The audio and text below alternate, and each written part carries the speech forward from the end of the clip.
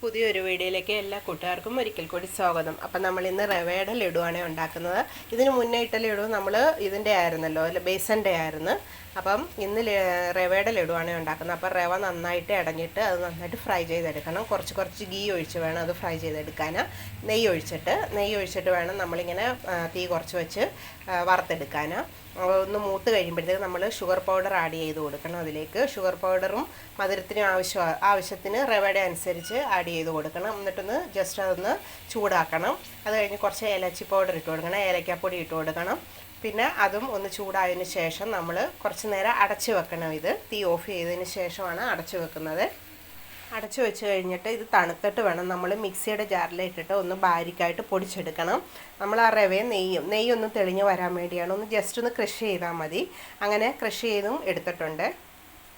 നമ്മൾ ഇത് ലഡു എല്ലാം ഉണ്ടാക്കുന്നത് നെയ്ക്കകത്താണ്. നമ്മൾ ബേസൻ്റെ ലഡു ഉണ്ടാക്കിയത് നെയ്ക്കകത്തായിരുന്നു. റവയുടെ ലഡുവും നെയ്ക്കകത്താണ് ഉണ്ടാക്കുന്നത്. അപ്പം നമ്മൾ മിക്സിക്കകത്ത് ഇങ്ങനെ ഗ്രൈൻഡ് ചെയ്യുന്നുണ്ടെങ്കിൽ ആ എണ്ണ നെയ്യ് തെളിഞ്ഞു വരും.